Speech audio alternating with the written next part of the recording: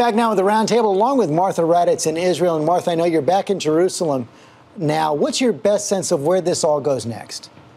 George, I think one thing that was made very clear to me today by the Israelis is that there will be more of those small commando raids into Gaza to look for those long-range rocket launchers and the rockets. The Israelis estimate that Hamas has about 10,000 rockets, and they have only taken out about 20% of those. We're back in Jerusalem now, but on the way back, we did see those tanks, those Israeli tanks amassed at the border, but I don't really get the sense that the Israelis want a larger ground incursion. But if that Iron Dome fails, all bets are off, George. No question. That's right, Martha. Bill, you followed Prime Minister Bibi Netanyahu for an awful long time. Do you buy what is becoming, I think, a little bit of conventional wisdom that he is quite reluctant to go in on the ground? Yeah, and I think a lot of Israeli prime ministers have been. It's a small country, and you're talking about casualties on both sides.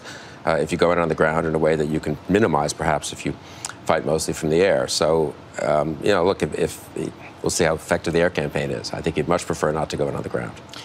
It's a real absence, though, of American leadership in the region, because I think that you've got these rockets going into Gaza from Syria and Iran, and we haven't made a strong enough presence in that region to have people be afraid of this country, and so I think there's a sense that they can get away with anything they want to get away with. So much criticism of President Obama, David, for not going in, conducting the airstrikes against Syria. Also, some sense that there was a wasted effort by Secretary of State John Kerry to try to promote this peace between Israel and Palestine. Well, I think this is a clarion call for the fact that we need to continue to pursue peace. I mean, this neighborhood is getting more and more unstable. At some point, there needs to be a peace agreement. Obviously, it's not going to happen in the immediate future. But I think in terms of, let's look at Iron Dome.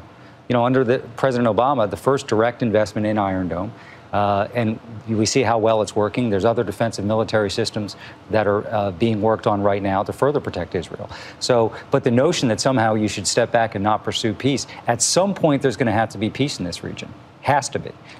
But I think the question, though, Anna Navarro, is it a peace that can be promoted, sparked by the United States, or do the parties have to reach it themselves? I think both. I think that we cannot give up having a role in the region and playing peace broker and bringing the parties together, not only those parties, but also other countries and governments that can influence the two parties. But at the same time, America must support Israel. Hamas needs to stop shooting rockets at Israel. Israel has the right to protect her citizens. At the same time that we try to and ask for a de-escalation of this, because it can only spiral out of control and cost many, many lives. Can any institution, any country, any government out there really have leverage over Hamas? Well, Iran seems to be funding, sending some weapons to Hamas. And I think also, Koki's point is very important. When you have general chaos, when ISIS is conquering chunks of Syria and Iraq, if you're a jihadist, suddenly you think, hey, I got to get in this fight. If you're Hamas, to maintain almost your reputation in the Middle East now, you've got to be taking on Israel. So generally speaking, I think American weakness and the growth of the success of jihadists in the neighborhood has emboldened Hamas. I mean, that's what you just keep hearing in the diplomatic community is where is the United States? Where are you?